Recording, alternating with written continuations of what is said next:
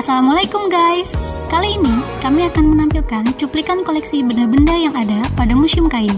Antara lain, yang pertama, bensaw. Bensaw adalah alat untuk membelah kayu besar menjadi papan, berbentuk gergaji pita, pernah digunakan oleh PT Inhutani 3 Sampit pada tahun 1970 buatan Taiwan.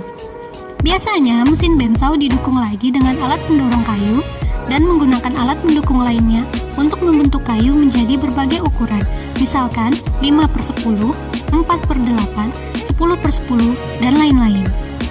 Yang kedua, lokomotif uap. Lokomotif digunakan sebagai alat pengangkut kayu yang digerakkan dengan bahan bakar minyak atau uap. Alat transportasi untuk eksploitasi kayu seperti lokomotif uap ini digerakkan dengan uap air yang dibangkitkan atau dihasilkan dari ketel uap yang dipanaskan dengan menggunakan bahan bakar dari kayu. Dan ini adalah peninggalan dari PT Inhutani 3 Sampit yang digunakan pada tahun 1980. Lokomotif tersebut fungsinya untuk mengangkut kayu log atau kayu gelondongan yang berjalan di atas rel, terutama pada kondisi tanah atau pada lokasi hutan rawa gambut.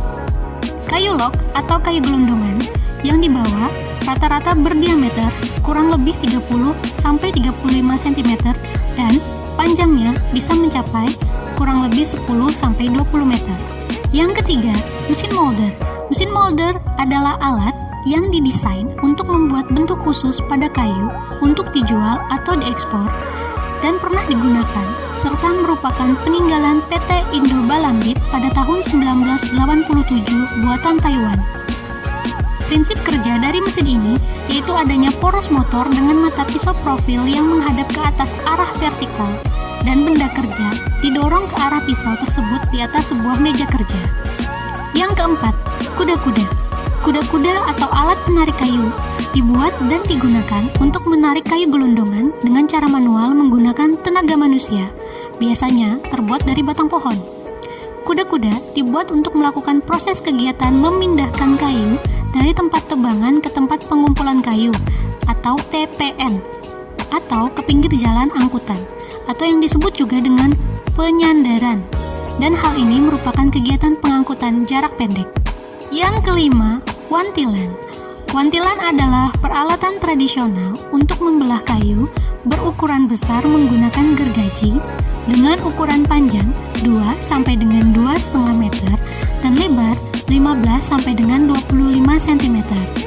Gergaji tersebut dilengkapi dengan kayu yang dibuat secara khusus dengan menyesuaikan ukuran gergaji yang berfungsi sebagai pegangan untuk menggerakkan gergaji tersebut. Yang keenam, drai jelutung. Drai jelutung sendiri adalah nama pohon jelutung. Orang Kalimantan biasa menyebutnya dengan pohon pantung. Drai jelutung selain sebagai bahan permen karet juga digunakan untuk bahan perekat, vernis, ban untuk kendaraan waterproofing, serta sebagai bahan isolator. Ketujuh, karet. Karet adalah polimer hidrokarbon yang terkandung pada lateks atau getah kental, seringkali mirip susu, yang dihasilkan banyak tumbuhan dan membeku ketika terkena udara bebas.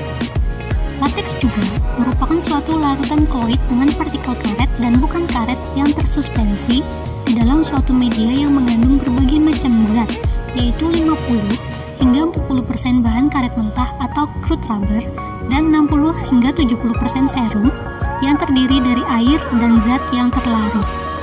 8. Chainsaw. Chainsaw adalah gergaji berbentuk rantai yang bergerak memutar cepat dengan menggunakan mesin untuk menggerakkan rantai gergajinya.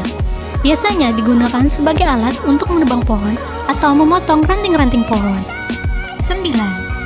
Terdapat berbagai macam jenis kayu seperti kayu ulin, kayu meranti merah, kayu benuas, dan kayu keruing. 10. Mobil jeep.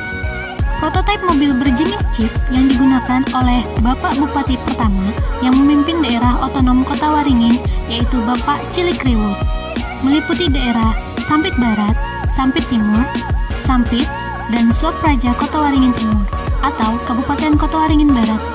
Dan beliau menjabat pada tahun 1955 hingga 1956. Demikian sebagian dari benda-benda koleksi museum yang kami paparkan pada video ini. Jika kalian masih penasaran dengan benda-benda koleksi Museum Kayu Sampit yang belum kami paparkan, kalian bisa mengikuti pameran kontemporer secara daring melalui akun sosial media kami pada Hari Kemerdekaan Republik Indonesia setelah menonton. Dan jangan lupa share video ini. Wassalamualaikum warahmatullahi wabarakatuh.